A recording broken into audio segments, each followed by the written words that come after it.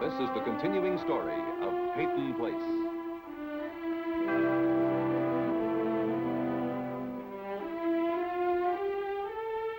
Starring Dorothy Malone as Constance Mackenzie, Ed Nelson as Michael Rossi, Mia Farrow as Allison Mackenzie, Ryan O'Neill as Rodney Harrington, Barbara Parkins as Betty Anderson, Tim O'Connor as Elliot Carson, Christopher Connolly as Norman Harrington.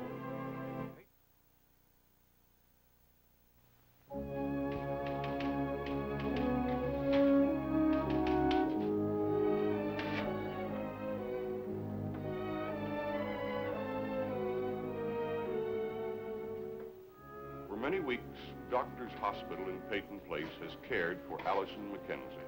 Allison, the victim of a hit-run accident, has failed to recognize Elliot Carson as her father. To Allison, Elliot has been Mr. Carson. But in the view of Dr. Michael Rossi of the hospital staff, the time has come to tell the patient Elliot's true identity. Look at me. Elliot Carson is your father. Elliot Carson is married to your mother. They were married in the spring. You mean stepfather? No, Allison, I don't mean that. The picture on the mantel wasn't a picture of your father. Elliot Carson was in love with your mother a long time ago, before you were born. It's because of that love that you were born. He was condemned and sent away to prison, wrongly, for killing his wife. Then he got out of prison and he proved his innocence and married your mother. No, I don't believe you. You're trying some kind of experiment, trying to shock me, Allison, trying to no, confuse no, me. Listen to me. Elliot Carson is your father.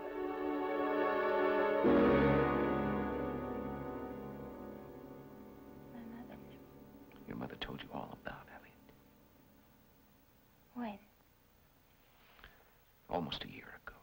Allison, you see, when Elliot Carson was here at the hospital, your mother thought he was going to die, and so she wanted you to know the truth. Go on. Go on, tell me everything. All right, you attended the wedding ceremony. No. You and your mother and your father have been living together for over 6 months.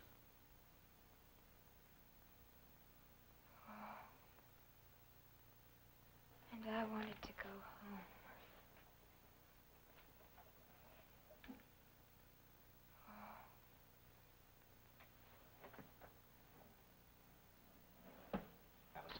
The accident has caused a kind of a short circuit in your mind. You remember some things, but the things you forget are very selective. Aren't you through yet? Why do you think you block it out? Blank walls, blank, blank, blank, Allison. blank, blank.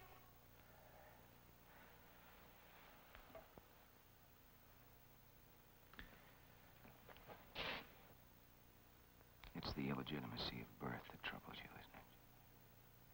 There's lots of things I've forgotten. All right. What's the color of the curtains in your bedroom? Yellow. Yes, and the name of the teacher in your 3rd grade. Miss Whitman. You see, we could go on and discover that you remember everything pleasant. But you have forgotten all the things that caused you pain.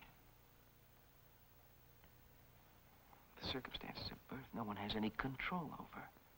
And yet you feel a deep, destructive shame about that. You have no reason to feel ashamed. The facts of your birth can't make you any less valuable or less lovable a person than you are.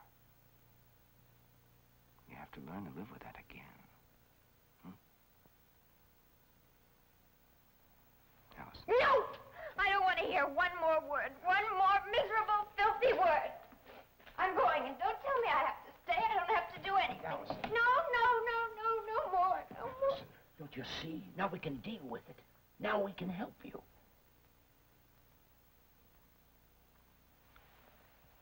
All right.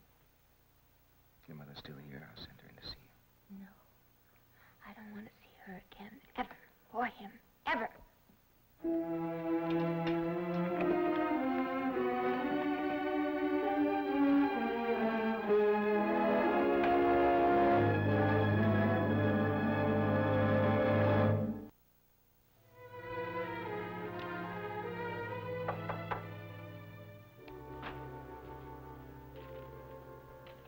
Where have you been? Well, what kind of a greeting is that? Do you get some kind of kick out of putting me through a ringer? Well, I see you're doing your research.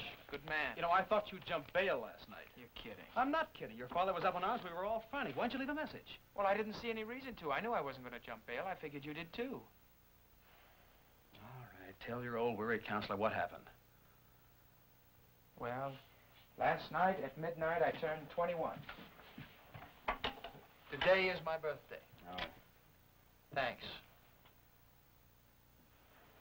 Well, that happens to all of us. Happy birthday. Stephen, I just had to have a good time. I think you know what I mean. I wanted to meet a girl. Any girl. I went to Ada Jack's Tavern. And? That's all. It just didn't work out. She knew who I was. I'm sorry, Rod. I really am sorry. You know, I had my 21st birthday. I was very much involved with a girl who was working in the law library. We were in love. She was beautiful. Only trouble was I didn't want any part of marriage. Then, the timing was wrong. You know, I guess being 21 means being dissatisfied, no matter what you've got, no matter where you're heading. And you know something, Stephen? If one more person gives me a philosophic comment on life, liberty, or the pursuit of anything, the top of my head is going to come off. You caught me without a present. You had your right to go to Ada Jack's, but something happened last night. Yes, I know. Gus Chernock died. You're affected. Stephen, I'm affected by anything that happens in this town.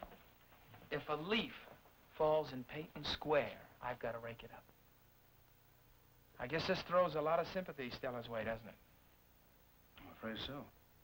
Gus died in your grandfather's living room. Oh, boy. Tell me something. Isn't it possible that all of this emotion can backfire? I mean, just how much can you stack the deck against me? Isn't there a point of no return with this stuff? I mean, won't people say to themselves, wait a minute, this guy Rodney Harrington, he can't be that bad. That's possible, sure. But we have to be realistic, don't we? Yes. And being realistic, we know that the Chernock family have the sympathy of the town. Right. And the jury. Look, they're just people, Rod. They can't build a wall around themselves. They're going to hear about this, and their civic pride's going to say you mustn't pay any attention to it. But they're going to pay attention. Because they're just people. Oh, Stella. What about her? Stephen, she amazes me. You know, if she lived in another time, they'd drag her off to Salem and try her as a witch. Yeah, I've thought about that often. Here's to the 20th century. Well, anyway, I'm tired. I'm going to go to my room, see if I can get some sleep.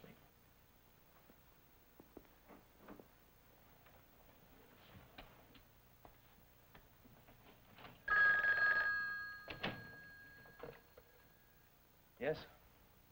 Lawrence? What have you found out?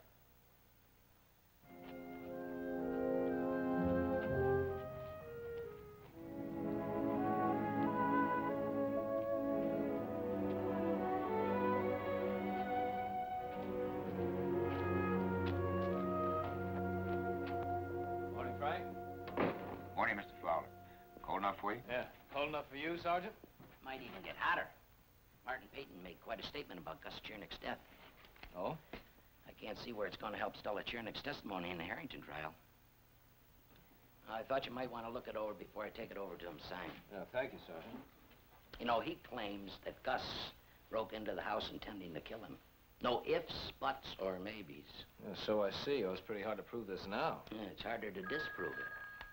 Well, I don't see any use in making out such a big case against a dead man. Maybe when you take this up to Mr. Peyton, you could suggest to him that he... Hey, Sarge! Where are you calling from, ma'am? Would you speak louder, please? I can't hear you. Yeah, this is Sergeant Goddard. We got a long-distance call on 3809. Would you find out where it's coming from, please? What about Allison McKenzie? How is she? Well, she's up and around, but she's not out of the hospital yet. Would you give me your name, please? Miss. Are you still there? Yes, I'm still here. Would you tell me who's calling? Miss. Oh, well, you wouldn't know me. Are you a friend of Miss Mackenzie's family? No, Would you like for me to give them a message for you? no, I just wanted to know if they found the person who'd hit her. No, not yet. The case is still open. Miss? Miss? Miss? Any luck, Sergeant? Did her voice mean anything to you? No, sir. I couldn't have recognized my own mother's voice. It's a bad connection. Yeah? Yeah, thank you, operator. Did you get anything? She called from San Francisco, public telephone booth. I always figured it was a summer tourist. Well, at least we know where to look for her. Oh, for what? An unidentified woman in the 6th largest city in the United States? We haven't got a prayer. We might as well consider the case closed. You better get up to Peyton's house with this statement. That won't be necessary. I thought I could just as well come down here and sign it. Do you have it ready, Sergeant? Won't you sit down, Mr. Peyton? Thank you, Mr. Fowler. I looked it over. Of course. Good work. You're to be commended, Sergeant. Thanks, Mr. Peyton. I'll sign it just as it stands, Mr. Fowler. Well, that's Sergeant Goddard's province, Mr. Peyton, not mine. But before you do sign it, there are a few points I think need clarification. Just as it stands, Mr. Fowler. Well, it's purely a matter of the wording. What we have to get to is the basic truth. Why don't you say what you mean? You want me to soften it. But these are facts, and you can't soften facts except by lying about them, or watering them down until they're meaningless. Mr. Peyton, you can't prosecute a dead man. No, but you can prevent him from becoming a convenient martyr in the hands of a skilled attorney. I was only suggesting this out of consideration for Chernyk's family. I see no reason to make his widow suffer needlessly. Nor do I. Needlessly. Martin Peyton. Thank you, Mr. Peyton.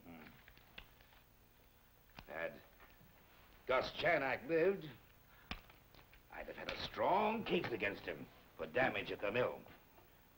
But would you have pressed it at the risk of hurting your grandson? It's a curious question coming from a public prosecutor. I was raised to believe that right was right, wrong was wrong. That those who broke the law deserve to be punished. Sometimes there are mitigating circumstances. Mitigating circumstances. That seems to be the motto these days. If a well-to-do youngster indulges in vandalism, it's because his parents didn't pay him enough attention. Understand this, Mr. Fowler. If Rodney were guilty, I'd ask no quarter for him. Rodney is guilty. In your hopeful opinion. Suppose the situation were reversed. If Joe Chernak had managed to kill my grandson, would you prosecute this pitiful victim of environment, this social outcast, with the same merciless enthusiasm? Of course. I doubt it. My grandson's trial was an obvious political windfall for you. If Gus Chernak had succeeded in killing me, how many votes do you think his conviction would bring you? Or would you be politically astute enough to ask for mercy, to remind the jury of what you have already referred to as mitigating circumstances? I'd try the case on the basis of its merit, as I always have, not on the basis of any personal consideration. On its merit. A man who could find merit in Stella Chernak's lies would find it wherever it's most convenient. She never would have fooled me with her stories. But perhaps in your shoes, I'd have wanted to be fooled.